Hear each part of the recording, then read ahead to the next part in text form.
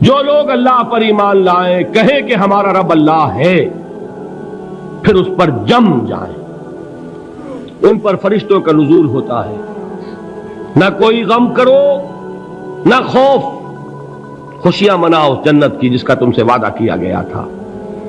اللہ کی ربوبیت پر اطمینان جب انسان کو ہو جاتا، میرا رب اللہ ہے، ربی اللہ، انسان کے لیے نہ کوئی کھٹکا، نہ کوئی خطرہ، نہ کوئی خوف، نہ کوئی حزن۔ جو کچھ ہو رہا ہے کس کے اذن سے ہو رہا ہے؟ اللہ کے اذن سے۔ اللہ کے اذن کے بغیر پتہ تک نہیں ہلتا۔ یہ کوئی اندھا بہرا مادہ نہیں ہے جس سے مجھے کوئی خوف ہو۔ اندھا بھینسا چلا آ رہا ہو اس سے تو ڈرنے کا ہر انسان کو ڈرنا چاہیے، نہ معلوم کس کو ٹکر مار دے، لیکن نہیں، اس کائنات کو چلانے والا ایک سمیع و بصیر خدا ہے، وہ جو میرا دوست ہے، میرا ولی ہے۔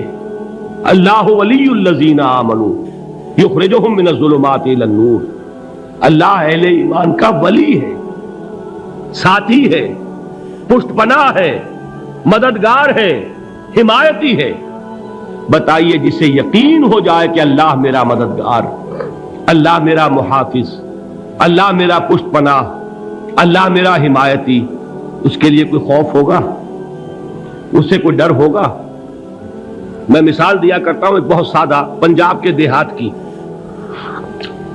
تو بڑا چودھری ہے اور کوئی غریب کسان ہے، اس غریب کسان کے جانوروں کو ہر وقت اندیشہ ہوگا چوری کا، کوئی میری بھینس کھول کر نہ لے جائے، کوئی میرا بیل کھول کر نہ لے جائے۔ لیکن جس کے بارے میں یہ سب کو معلوم ہو کہ وہ جو بڑا چودھری ہے وہ اس کا دوست ہے، اس کی بچیا کو کوئی خوف ہوگا؟ اس کی بھینس پر کوئی ہاتھ ڈالے گا؟ اسے کوئی اندیشہ ہوگا؟ نہیں۔ کیوں؟ کہ وہ بڑا چودھری، بڑا اس کا یہاں کا سردار، جاگیردار، سب کو معلوم ہے وہ میرا دوست ہے، کوئی میرے خلاف اقدام نہیں کر سکتا۔ اس دنیا میں یہ چھوٹی سی بات اگر آپ کے دلی اطمینان اور سکون کا باعث بن سکتی ہے تو ذرا تصور کیجئے۔ میں لفظ تصور استعمال کروں گا صرف اس لیے کہ اس کا ہم جس کو کہتے ہیں ادراک اور شعور کر نہیں سکتے، اگر کے ساتھ کر سکتے۔ اگر یقین ہو کہ اللہ میرا مددگار اور یقین ہو کہ اللہ ہر آن میرے ساتھ ہے، پھر کوئی خوف؟ کس کا خوف؟ کوئی شے اللہ سے بالا تر ہے؟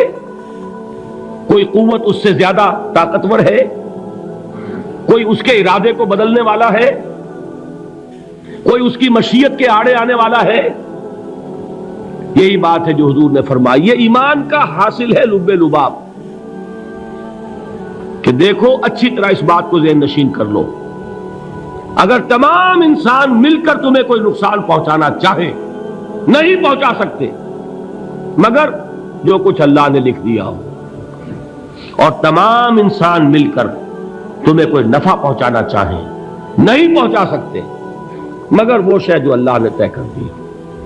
آپ پھر میں کہوں گا ذرا طاری کیجئے، اسے فرض کیجئے، اسے سوچئے، اگر اس حدیث پر ہمارا دل ٹھکا ہوا ہو تو کسی سے ڈر ہوگا؟ یہ مجھے نقصان نہ پہنچا دے، یہ میری رپورٹ خراب نہ کر دے، یہ میری انکریمنٹ نہ رکوا دے، یہ میرا یہ نہ بگاڑ دے، یہ میرا یہ نقصان نہ پہنچا دے۔ اس کا ڈر، اس کا ڈر، اس کا خوف، اس کی خوشامد، اس کے لیے جا کر طرح طرح سے اپنی عزت نفس کو ذلیل کروانا اس کے سامنے، یہ سب کچھ کیوں کرتا ہے انسان؟ جب سمجھتا ہے کہ اس کے ہاتھ میں میرا کوئی نفع ہے، اس کے ہاتھ میں میرے لیے کوئی ضرر ہے، یہ مجھے کوئی گزن پہنچا سکتا ہے، یہ مجھے کوئی نقصان پہنچا سکتا ہے، یہ میرا کوئی کام بنا سکتا ہے، یہ میری کوئی ضرورت پوری کر سکتا ہے، اسی کا نام شرک ہے۔ جہاں آپ نے یہ سمجھا کہ غیر اللہ کے اندر کوئی طاقت موجود ہے، وہی شرک ہے۔ بتوں سے تجھ کو امید ہے، خدا سے نومیدی، مجھے بتا تو صحیح اور کافری کیا ہے؟ شرک تو یہ ہے۔ جس پر بھی تمہیں یہ خیال ہے، کلمہ ہے یہ کلمہ سوم، لا حول ولا قوت الا باللہ، ذرا اس پر دل کو کبھی اگر آپ تصور کریں، پھر فرض کریں، دل ٹھک جائے اس پر، کوئی طاقت نہیں۔ یہی بات تھی جو شیخ عبد القادر جیلانی رحمۃ اللہ علیہ نے اپنی وصیت میں اپنے بچے سے کہی. 11ویں دینے والے ہیں، لیکن حضرت شیخ عبد القادر جیلانی کی وصیت اور تعلیمات کو کتنے لوگ ہیں کہ جانتے ہو؟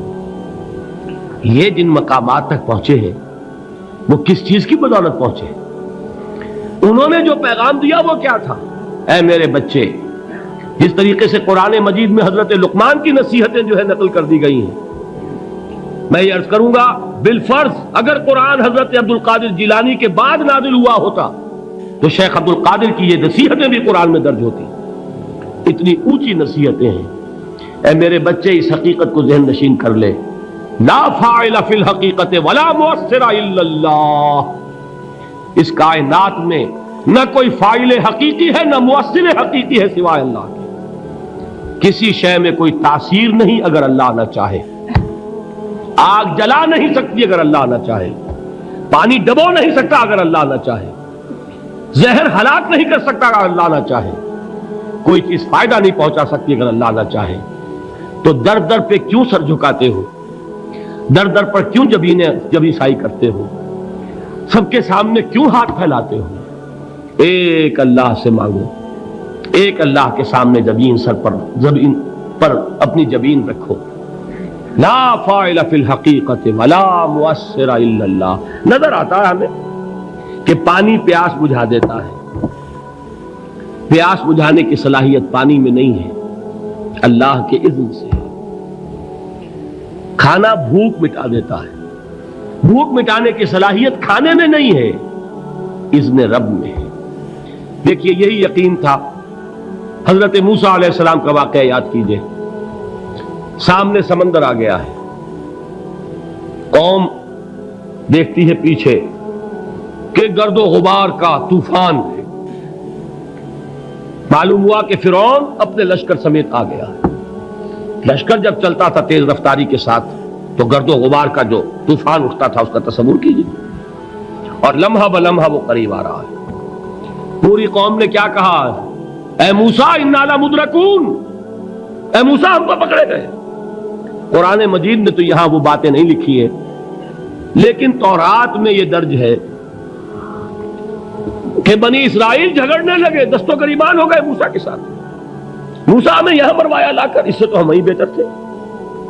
وہاں کھانے کو ملتا تھا، زندگی تو تھی، بیگار ہم کر رہے تھے، موت تو نہیں تھی. اب جو کچھ ہوگا اس کا تصور کرو، جس طریقے سے ہمارے ٹکڑے اڑائے جائیں گے. تو لڑ رہے ہیں حضرت موسیٰ علیہ السلام سے. یہ تورات کی تفصیل ہے. قرآن میں صرف اتنا آیا ہے، پریشان ہو کر انہوں نے کہا انا لمدرکون، موسیٰ ہم تو پکڑے گئے. اس وقت موسیٰ کا جواب کیا ہے؟ کلا ان معی ربی سیہدین. نہیں، میرے ساتھ میرا رب ہے، وہ راستہ دے گا. بتائیے کہاں راستہ نظر آ رہا ہے؟ یہ ہے ایمان بالغیب. راستہ نظر نہ آئے تب اللہ پر یقین ایمان ہے. جیب میں پیسے ہوں اور تب دل کو اطمینان ہے تو ایمان کس پر ہوا؟ پیسے پر، اللہ پر نہیں. جب وسائل و ذرائع نہ ہو اور پھر یقین ہو کہ اللہ مسبب الاسباب ہے، وہ اسباب کا پابند نہیں ہے، وہ اسباب کا محتاج نہیں ہے، اسباب اس کے محتاج ہیں. اگر یہ یقین ہے تو اللہ پر ایمان ہے. یہ نہیں ہے تو تمہارا ایمان اسباب پر ہے، وسائل پر ہے، ذرائع پر ہے، مادیات پر ہے، اللہ پر نہیں. اس وقت کہاں راستہ تھا؟ کوئی راستہ تھا؟ سمندر ہے اور ادھر سے لشکر آ گیا ہے. کلا ان معی ربی سیہدین. اب دیکھیے ایمان کہہ دینا آسان ہے، ہوا معکم اینما کنتم، جہاں کہیں بھی تم ہوتے ہو اللہ تمہارے ساتھ ہوتا ہے. لیکن اس کا یقین قائم ہو جائے تو زمین و آسمان کا فرق واقع ہو جائے. یہی بات ہوئی حضور کے ساتھ. غار ہے، چھپے ہوئے ہیں محمد الرسول اللہ اور آپ کے وہ یار غار ابو بکر صدیق رضی اللہ تعالی عنہ. اقبال نے حضرت ابو بکر کی شان میں چند اشعار کہے صرف، لیکن واقعہ یہ ہے کہ بھاری بھاری نظموں پر اور قصیدوں پر بھاری ہے. طویل ترین نظمیں اور قصیدے ہوں ان پر بھاری ہے. ہمت ابو بکر کی ہمت جو ہے کشت ملت را چو ابر، جیسے بارش سے کھیتی اپجتی ہے، ابو بکر کی ہمت اور عزیمت اس امت کو اسی طرح سینچنے والی ہے۔ ثانیے اسلام و غار و بدر و قبر، وہ دوسرے تھے اسلام میں، دوسرے پہلے کون تھے؟ انا اول المومنین، حضور فرماتے ہیں سب سے پہلا ایمان لانے والا میں، دوسرے ابو بکر۔ ویسے ہمارے ہاں یہ چلتا ہے اختلاف، حضرت علی پہلے ہیں کہ حضرت ابو بکر پہلے ہیں، لیکن اس میں بڑی خوبصورت تطبیق قائم کی ہے علماء نے، اور بہت صحیح ہے۔ چار کے بارے میں فیصلہ ہی مت کرو کہ کون پہلے ہے، ان کی ایک عجیب تقسیم کر دی ہے۔ آزاد مردوں میں، بالغ مردوں میں سب سے پہلے ابو بکر، بچوں میں سب سے پہلے علی، خواتین میں سب سے پہلے خدیجہ، اور غلاموں میں سب سے پہلے زید ابن حارثہ۔ بڑی پیاری تقسیم ہے، یہ چاروں ہی پہلے ہیں، ہر ایک کے لیے اولیت ہے۔ اور واقعہ یہ ہے کہ اگر زمانی اعتبار سے تعین ہوگا تو پہلے خدیجۃ الکبریٰ آئیں گی رضی اللہ تعالی عنہ، کسی اور سے بات کرنے کی نوبت بعد میں آ سکتی ہے، پہلے تو اہلیہ محترمہ سے بات ہوئی، آتے ہی پہلی وحی ہوئی ہے، ابھی تبلیغ کا حکم نہیں تھا۔ کس کو بتایا واقعہ؟ ابھی اپنی نبوت کی تبلیغ کا تو حکم ہی نہیں آیا۔ واقعہ کس کا ہے؟ وہ خدیجہ کا ہے۔ جب کہا ہے کہ خشیت علی نفسی، مجھے اپنی جان کا اندیشہ ہے، تو کیا جواب دیا خدیجہ نے رضی اللہ تعالی عنہا؟ وہ صدیقۃ الکبریٰ ہے۔ صدیقات جو ہے خواتین، ان میں چوٹی پر خدیجۃ الکبریٰ ہے رضی اللہ تعالی عنہا، اور صدیق جو مرد ہیں ان میں صدیق اکبر ہے ابو بکر صدیق رضی اللہ تعالی عنہ، لیکن صدیقات میں چوٹی پر۔ جب حضور نے فرمایا خشیت علی نفسی، کیا فرمایا، کیا عرض کیا، کیسے تسلی دی؟ نہیں نہیں، اللہ آپ کو ضائع نہیں کرے گا، آپ غریبوں کے ہمدرد ہیں، آپ مساکین کے تکالیف رفع کرنے والے ہیں، آپ بیواؤں کی سرپرستی کرتے ہیں، آپ مسافروں کی خدمت کرتے ہیں، اللہ آپ کو ضائع نہیں کرے گا۔ یہ یقین ہے اس خاتون کے اندر۔ خیر وہ ایک علیحدہ بات ہو جائے گی۔ میرے دل پر حضرت خدیجہ رضی اللہ تعالی عنہ کی شخصیت کا بڑا گہرا نقش ہے، جو وہ کوئی اور ہی وقت اور موقع ہوا تو بیان ہوگا۔ بہرحال اقبال نے ایک مصرے میں جو چار اولیتیں جمع کر دی ہیں، ہمتیں او کشت امت را چو ابر، ثانی اسلام و غار و بدر و قبر۔ اسلام میں حضور کے بعد پہلے کون؟ ابو بکر۔ غار میں حضور کے ساتھ کون؟ ابو بکر۔ بدر کی رات اللہ کا رسول سربسجود، وہ جھاڑ، وہ گھاس پھوس کی جو جھوپڑی بنائی گئی تھی، اور وہاں تلوار ننگی لے کر پہرا دینے والا کون؟ ابو بکر۔ اور اس حجرہ عائشہ میں محمد کے بعد سب سے پہلے دفن ہونے والا کون؟ ابو بکر رضی اللہ تعالی عنہ صلی اللہ علیہ وسلم۔ وہ جو معاملہ میں سنا رہا تھا غار ثور کا، حضرت ابو بکر بھی حضور کے خیال سے لرز گئے ہیں۔ آپ کو یاد ہوگا کہ جا کر پہلے تمام جتنے سوراخ تھے انہیں بند کیا ہے، ایک سوراخ رہ گیا تھا جس کو بند کرنے کے لیے کوئی کپڑا نہیں تھا، وہاں اپنی ایڑی رکھی ہے، تب کہا ہے حضور سے تشریف لائیے، اور اپنے زانو پر حضور کو لٹایا ہے، اور وہاں کسی موذی جانور نے کاٹا ہے، حضور کی آنکھ لگ گئی تھی، اس وقت اس بل کے اندر جو بھی بچھو ہے کیا ہے واللہ عالم، اس نے کاٹا ہے، اس کی تکلیف کی وجہ سے ابو بکر کی آنکھوں سے آنسو ٹپک گئے، حضور کے چہرے مبارک پر پڑے ہیں، تو حضور جاگے ہیں، معاملہ کیا ہے؟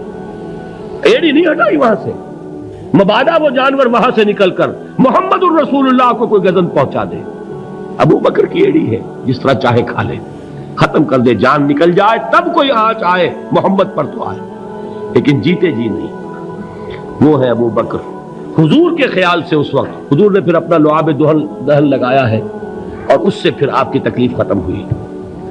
جیسے خیبر میں حضرت علی کی آنکھ دکھ رہی تھی، اس کو جو شفا حاصل ہوئی ہے وہ بھی حضور کے لعاب دہن سے ہوئی۔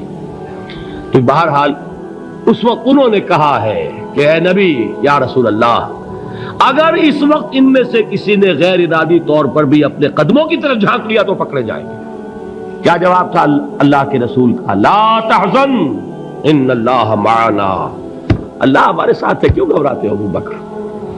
یہ ہے ایمان باللہ، میرا مالک اللہ، میرا رازق اللہ، میرا محافظ اللہ، میرا مددگار اللہ، میرا پشت پناہ اللہ، میرا دوست اللہ۔